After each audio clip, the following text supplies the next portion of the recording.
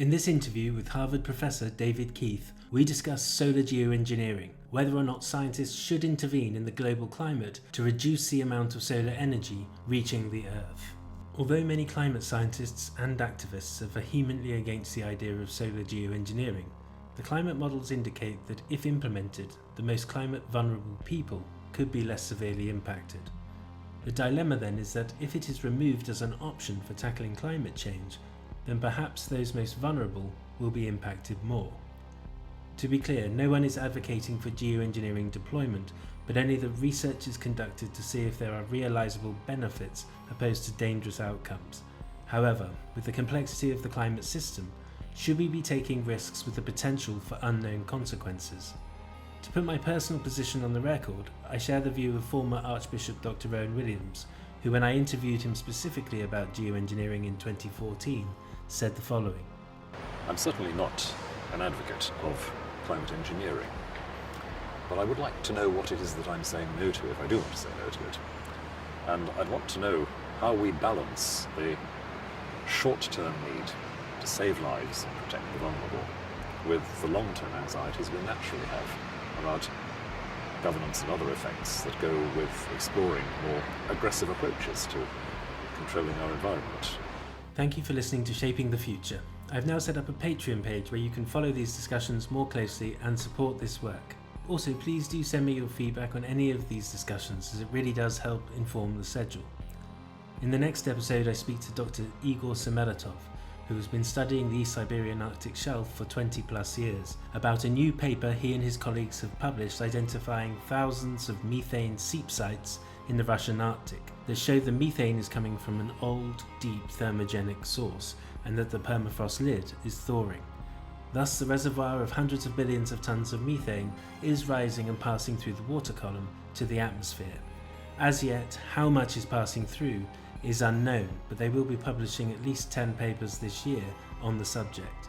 I will be sharing footage from the voyage, including methane seep sites and plumes. This is part one of a series of interviews on this subject.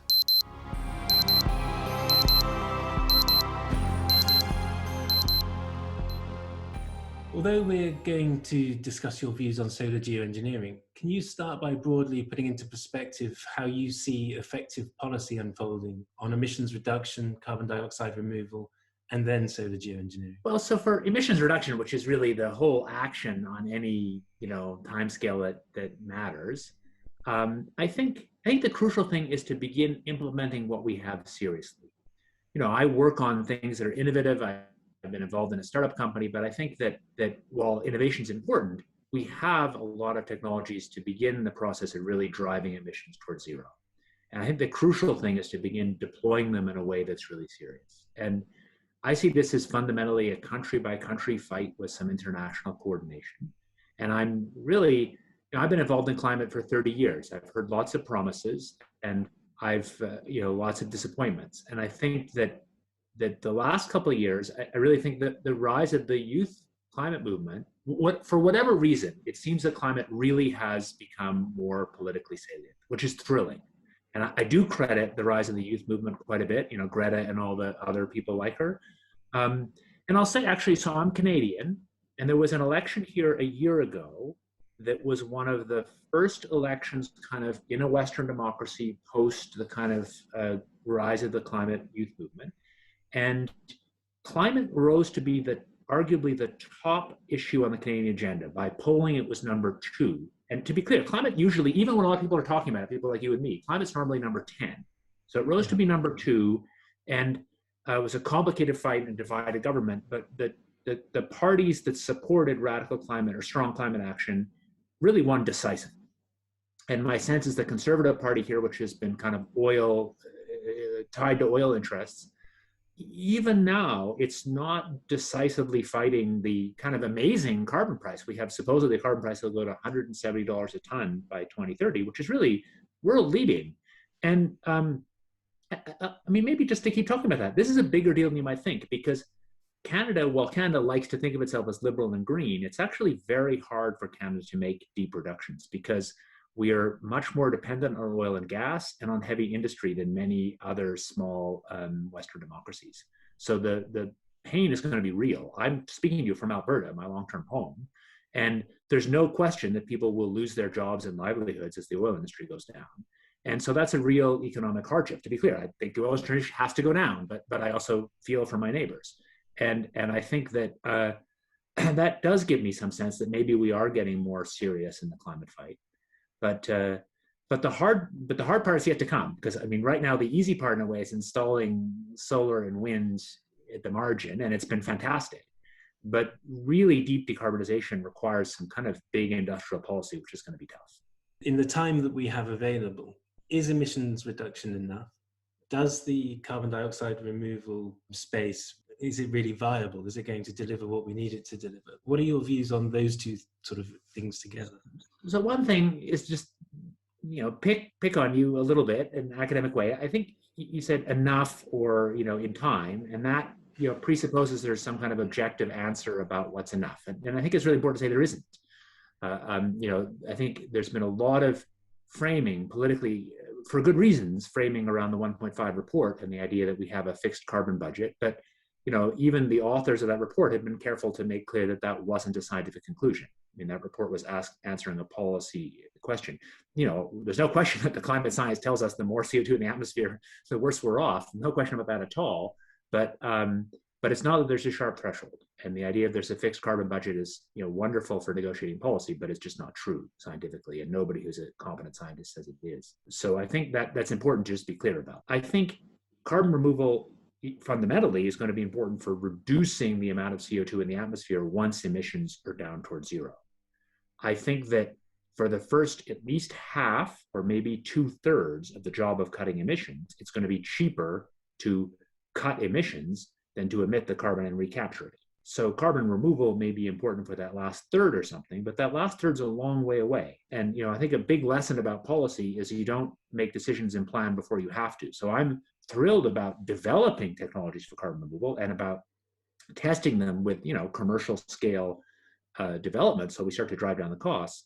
But I think the idea, which is now popular in the carbon removal sort of hype industry, that we must have X gigatons by X date, that's made up based on integrated assessment models tied to the 1.5 report, which again are not a basis for sound policy. Okay, and on that principle, do you think you kind of remove this moral hazard of, well, if we're removing all the carbon dioxide, we can carry on? Well, no, I think the moral hazard is quite acute, actually. I think that in fact, partly carbon dioxide removal looks easier because people aren't thinking seriously about who pays and what the environmental consequences. So I think now people begin to look seriously at what deep emissions cuts look like. People begin to see how hard it's going to be. And carbon removal is this thing that isn't quite there yet. I mean, it is real, to be clear. Technically, it's doable, but it's not happening at large scale. So it's easy to imagine that this technological thing that allows us to do something in the future helps. But no, I think the moral hazard is absolutely real, because carbon dioxide removal is sort of a perfect moral hazard. It's basically saying, if you've been promising your mom that you'll clean up your room every day for a year, it's like saying, okay, no, I'm going to solve my promise to do it today by saying I'll really clean it up 4 times next week. And, unless there's some underlying dynamic that makes that true, that's real, it's just moral hazard. And now, if we talk about solar geoengineering, it seems to get the most attention in the mainstream media with regards to approaches to sort of or responses to climate change. You're involved with the ScopeX project, which itself is in the media. Can you give a broad overview of how this form of geoengineering could be effective? So ScopeX is just a tiny experiment related to one little piece of solar geoengineering, but solar geoengineering could be effective if you put, say, reflective aerosols in the upper atmosphere. And that would be done in a pretty, I think, if it was ever done, it ought to be done in a way that's pretty even, north to south and east to west. And it's clear that technically that it's doable. I think everybody broadly agrees about that. And the evidence from really all climate models and from other analogs is that if one did it in combination with emissions cuts, that the climate risks might be reduced in ways that they could not be reduced by emission cuts alone. So there's evidence, I think quite strong evidence actually, that solar geoengineering could reduce human suffering and environmental harm, say, before 2050 in ways that would be really not achievable by emissions cuts alone. I mean, for example, it would be possible to keep global average temperatures under 1 degree C by 2050 in a way that I think is well, it's clearly not achievable with emissions cuts. I mean, to be clear, because even if you cut emissions to zero tomorrow, you can't do that. You'd need a time machine. What you're saying is that there should be a point in the timeline, whenever that happens to be, where you would deploy this technology, given the checks that it actually works, and you've done all the research, that you deploy this technology with an objective to bring the temperature down. And that's, I just wanted to firstly contrast that with some of the other voices out there that say, oh, well, this is a kind of technology we have on the shelf that we use if everything else failed, this kind of emergency technology. What's your view on that? Because that's a different... I don't understand what that means. I've never understood a coherent view of that. What would it mean for everything else to fail? So emissions reductions can't fail. Emissions reductions is a social choice. It's not like we're going to, like suddenly we find that all solar cells have a 1-year lifetime and stop working. I mean, I guess that just seems so implausible. I don't know what it means. So I don't think so. So I don't know what it would mean for emissions reduction to fail. That's a choice. It's like saying, what if my room failed? But what if there was an unexpected spike in global temperatures, and then people said, "Okay, we need to do something about this urgently. Geoengineering we've got this technology. Let's deploy it." So I think that's I'm very skeptical of. Okay, that's a clear question. I agree that's a clear question. I don't think solar geoengineering makes much sense in that case, because if you truly don't expect or understand the spike, that means you don't trust your theory.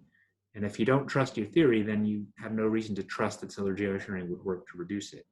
So my view is that, I mean, that's a little bit extreme, but basically I don't buy, and to be clear, I think most of the community agrees with me now. So early on, people talked a lot about this emergency framing, but hardly anybody in the solar geo research world does it anymore.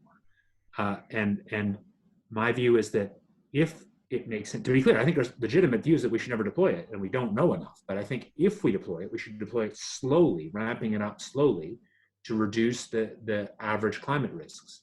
And I think the idea of a kind of red button, if there's an emergency, hit the button deployment is really it may in practice be what people want to do, because that's the way human nature is. But I think it's ill-advised, because when you deploy things really suddenly in a rush, you have less chance to monitor for ill effects, for mistakes, for errors, and you have less confidence in the results.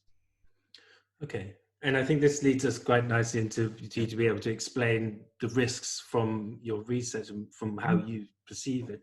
But before we do that, can you talk a little bit about the criticism that you've seen in the media about ScopeX that you might find pertinent in terms, I agree with that, or incorrect or unreasonable?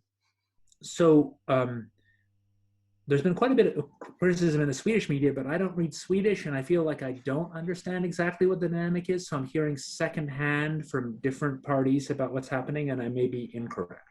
But I believe there have been claims that that our experiment violates international law, and that the only reason we're doing it in Sweden is because we were not allowed to do it in the US.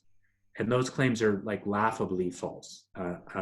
It doesn't violate international law. People are referring to this decision by the Convention for Biological Diversity, but that decision actually explicitly endorses research. You check my Twitter feed and check the actual, read the text of the CBD decision.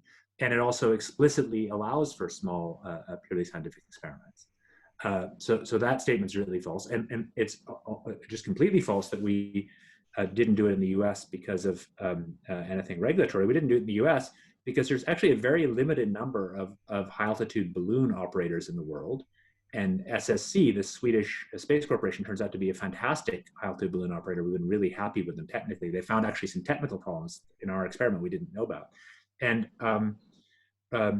for complicated reasons, Raven Aerostar, who we were working with, they had subcontracted the launch for the particular payload weight class that we had. This is purely technical stuff. And that launch provider had itself gone out of business. So there wasn't, our US provider simply couldn't operate the launch.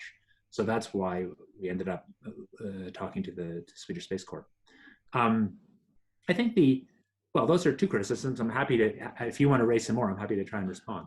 Well, one I thought that was sort of probably the most obvious from what I would see is that it provides a slippery slope argument that once you start the research, you're ultimately going to deploy. And what would you say to that?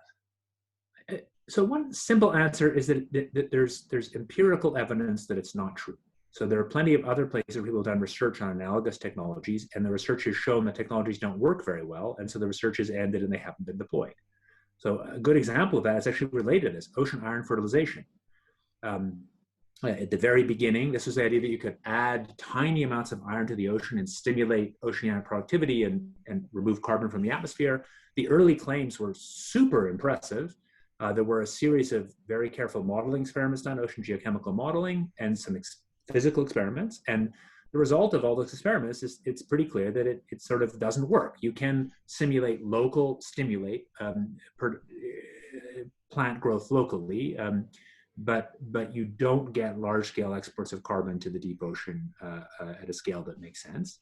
And so interest in that has largely gone away. So there are lots of examples where people have an idea for a thing that appears to be potentially useful, and we do research and we find it's not useful, and so we don't do it. So the idea that there's a one-to-one link between anybody's early idea and research automatically leading to deployment is just false. There's tons of counterexamples.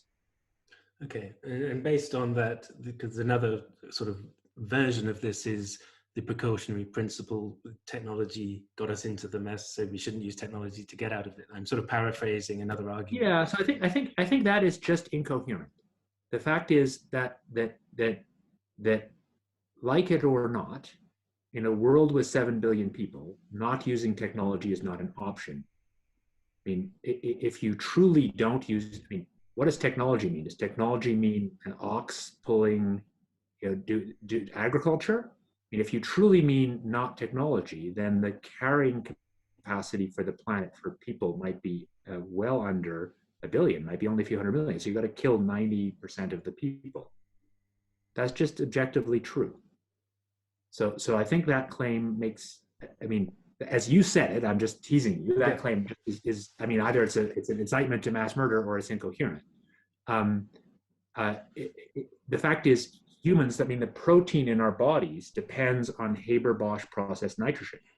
We now make industrial nitrogen in larger quantities, or basically the same quantities nature does. That might have been a policy mistake. Maybe we should have done something different. But to stop now would literally condemn people to starvation. That is just a fact. Okay. And this is, again, you're now getting into these sort of equity issues. And this is another. Exactly. And I notice it's mostly rich people making this claim. Yeah. And they wouldn't suffer very much. And it's the poor people who would.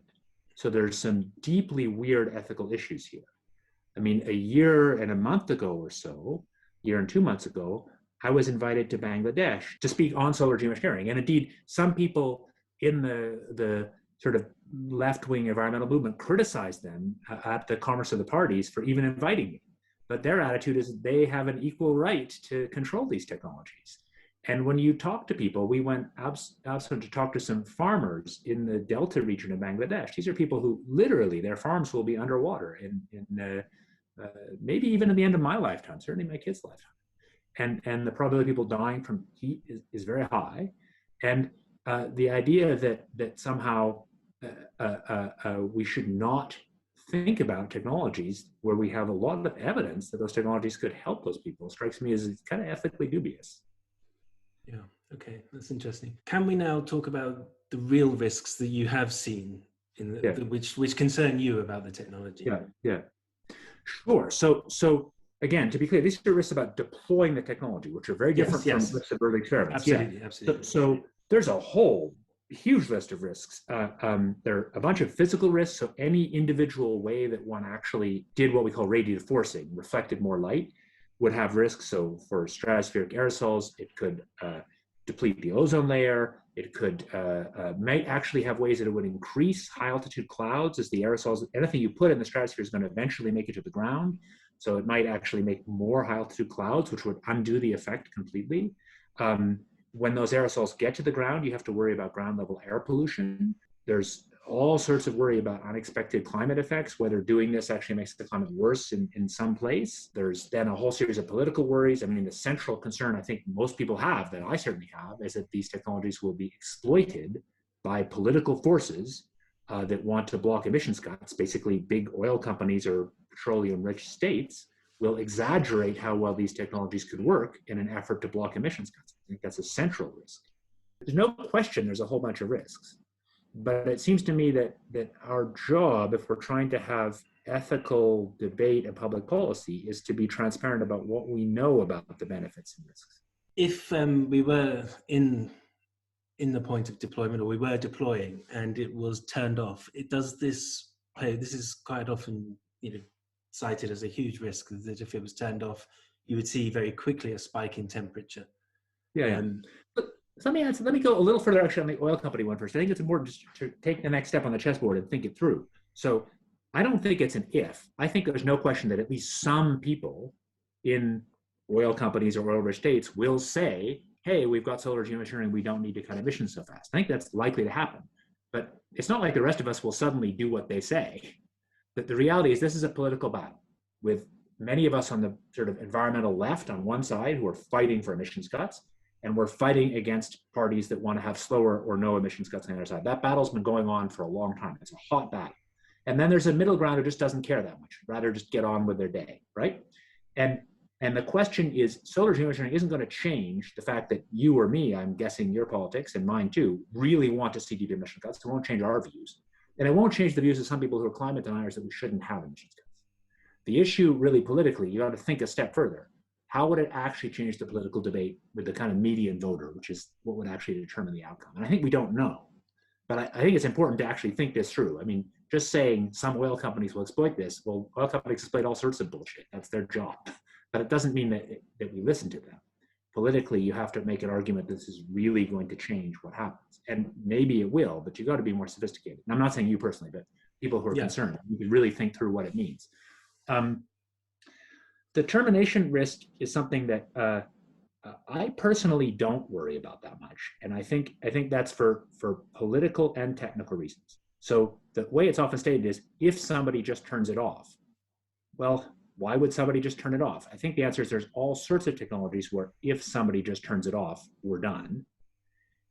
That's true for electricity. It's true for nitrogen production. If somebody just turns off nitrogen production, to go back where we were earlier in our thing, we're done. There's in fact a whole host of technologies that we completely depend on, where if we just turn them off, there's mass starvation and death. Lots of them much worse than any effective solar geoengineering. To be clear, if you do solar geoengineering the way I'm sort of suggesting, might make sense of sort of a watt or 2 per square meter mid-century, turning that off would have effects that would be visible, but they would be much less bad than turning off lots of other technologies we have. And there's no motivation I can see for turning it off. So you need to really think through a scenario that's coherent and makes sense. Okay, well, in a kind of related, but not quite switching off, but what about weaponization, where the models tell you could impact someone's agriculture, for example?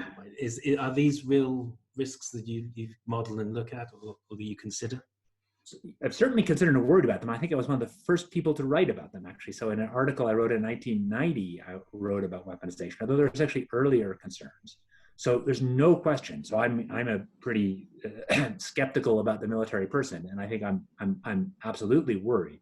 I think we've had a lucky break, which is there are technologies that in principle could work for geoengineering, which would be useful to the military. But so far, all those technologies seem to be too hard to do, and we don't actually know how to do them. And the technologies we actually know how to do, which is stratospheric aerosols, seem useless to the military. And let me explain why, because this is a technical reason. This isn't because of goodwill on the point of militaries. It's because of just a technical luck, if you like.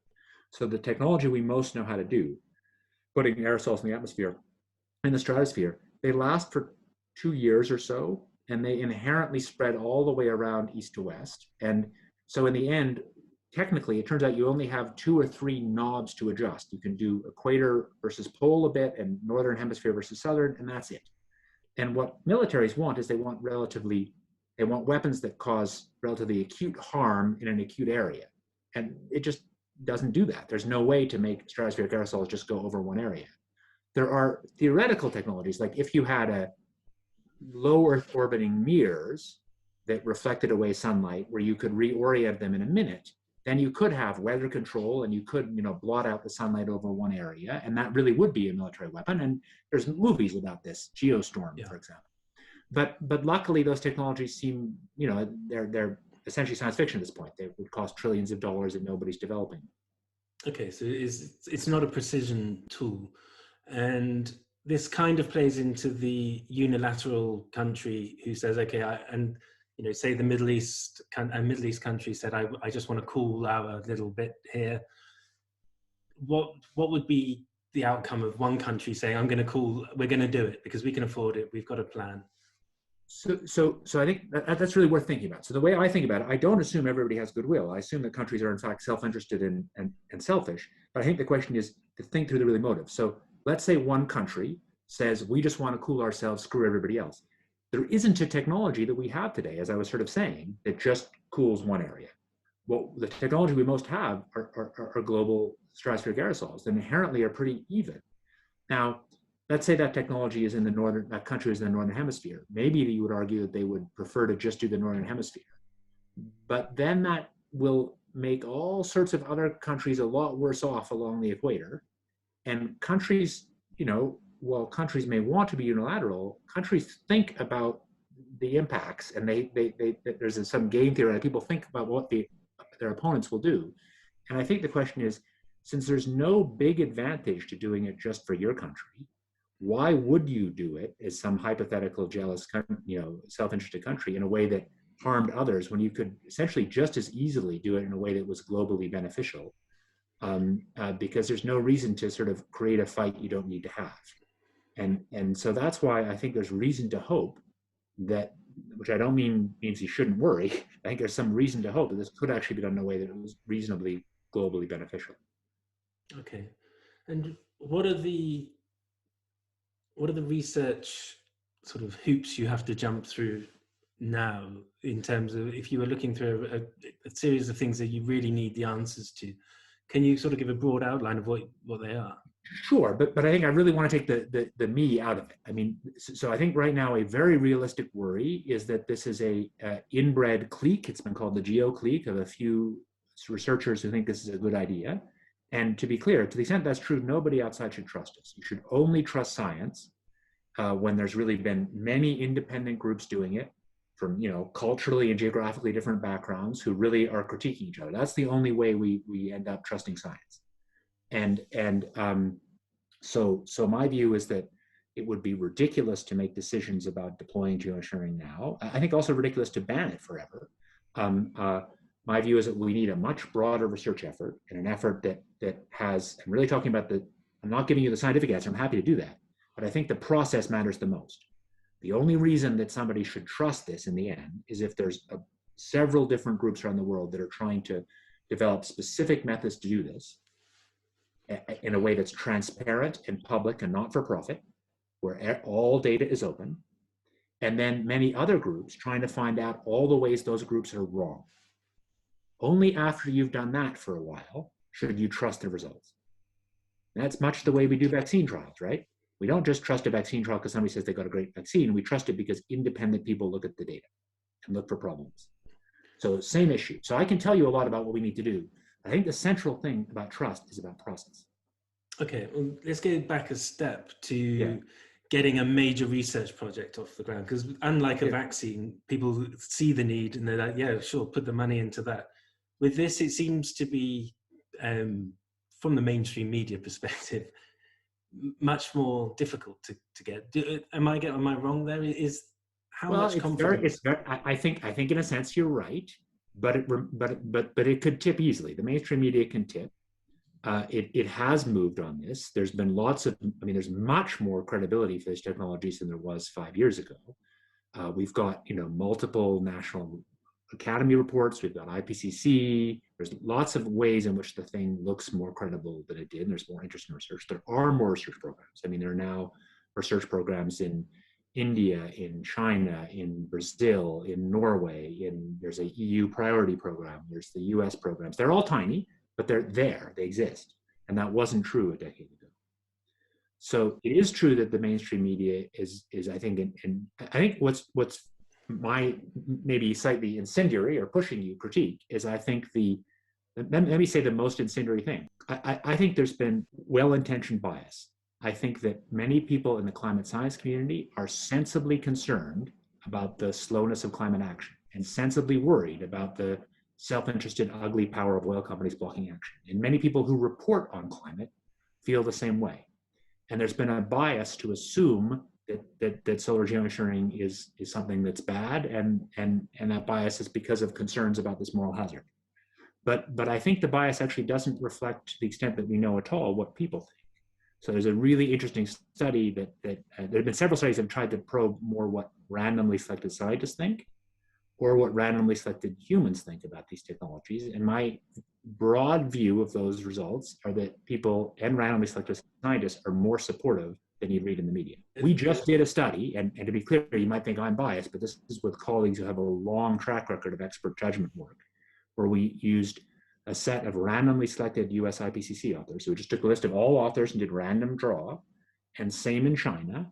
And we asked them about solar geoengineering research. And I think all but one wanted a significant research program. And the average wanted a research program as big as 5%, that was the median answer, of atmospheric science research. So that is radically different from what you'd read in the media.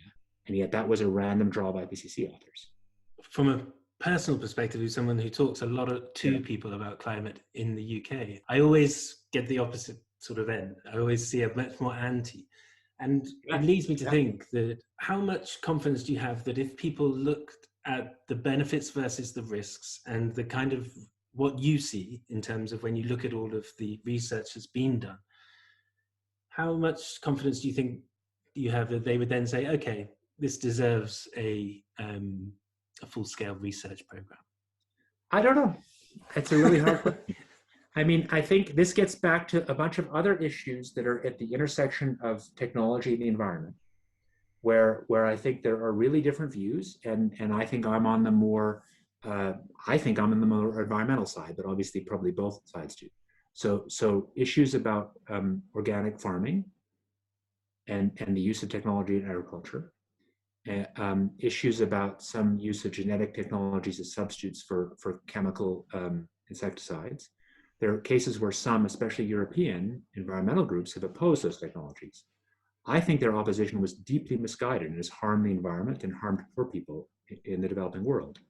But I think they're very similar issues. So, you know, as you know, there's this broad, and maybe it's worth saying, I come from a family of environmental scientists. My father helped to get DDT banned. I'm very acutely concerned about those issues, and I grew up doing research on those issues. But I think the idea that we shouldn't, that the right answer is hands off, is in fact an anti-environmental answer at this point. Because my view is, if you want to preserve the natural world, we need to reduce the human footprint, reducing it physically and reducing it chemically. And if you really did do what some, I think, European enviros suggest, which is to do everything in a more lower tech, primitive way, given the actual number of humans on the planet, you would have a bigger environmental impact, not smaller. I think that people, though their heart is there in terms of environmental protection, they're not honestly advocating the things that would most protect the natural world that we all hold so dear. I think more engagement between these groups, between different opinions, is what's really needed. I think we need much more dialogue. I'll tell you one little anecdote that might be fun. It's been really in my head because we just had some conversations a week ago. I've been thinking of writing a piece. So one of my strongest critics, a colleague and friend called Ray Pierre-Humbert, is keen on calling what I'm doing environmental hacking, and they say that we're hacking the planet. So I actually want to write an article that says environmental hacking is a family business. And there's a funny trick of language, because my parents were involved in getting DDT banned and then in reintroducing peregrine falcons, which is a kind of falcon that was killed by DDT. And when falconers, when they reintroduce birds, do what's called hacking. That's the actual word. We were just talking with my father's stepmother about this because somebody's writing a history about this. So I helped to build a hack box when I was 13 in the 76 or something, where we were breeding falcons artificially, that is at an artificial breeding facility in Alberta. And then the falcons were being released in Eastern North America to reintroduce them to the wild. And And to me, there's a quite interesting analogy, which is that you needed both things. So if you just done, so the Peregrine Falcon reintroduction program was messing with nature. It was like geoengineering, but it was messing with nature to try and preserve nature, not to make something different, to try and protect it. And just like geoengineering, you needed to both reduce the underlying problem and do the technofix. So the underlying problem was DDT. If you just done the technofix, if you just reintroduced the falcons without banning DDT, it wouldn't have worked because the DDT was killing them. But if you just banned DDT and hadn't reintroduced the falcons, it also might not have worked. That was the conversation we were having with this person who's writing a history with my father and stepmother, because the population was so far down, they might not have been able to naturally rebound. So my view is that it is possible, and there are examples. There's a thoughtful writer who calls this anthropogenic but not anthropocentric. So it's anthropogenic in the sense that it's technology coming from people, but the goal isn't just for people. We weren't reintroducing those falcons for some human benefit. We were reintroducing them because we love falcons. We want the natural world to be more the way it is. And my view is that there's a certain real disconnect about solar geoengineering, where people are so keen in their political battle against the oil companies, which I share. I've been in the middle of that battle, that they're losing track of the fact that there's an actual world out there in the high Arctic, where I've traveled a lot, where we are going to lose it, and where technologies like this could really help protect it. We could, with solar geoengineering, keep temperatures under 1.5 with confidence, and we could prevent loss of the big ice sheets and keep the Arctic more the way it is. I think that's a pretty high value thing. And I think it's important that people not get lost in their sort of political battle where the oil companies will say X and lose the idea that they should advocate for humans having less footprint on the natural world. Well, look, David, that's an excellent place to end the conversation. But thank you very much. It's been very insightful. And Thanks a whole lot. I do hope it gets more discussion.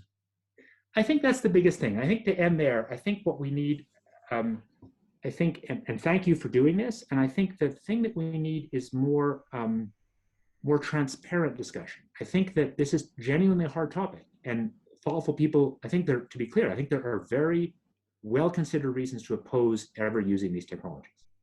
But I think that some of the reasons people use are in fact not honest. And what we need is a more honest, transparent dialogue about what the real risks and trade-offs are. And anything any of us can do to forward that dialogue would be helpful.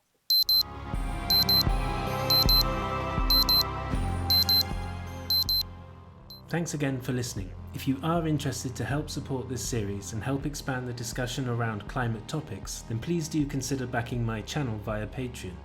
It will help me produce more content, and you will also gain access to more expert interviews. It would be great to engage more with audiences too and understand your views on these topics.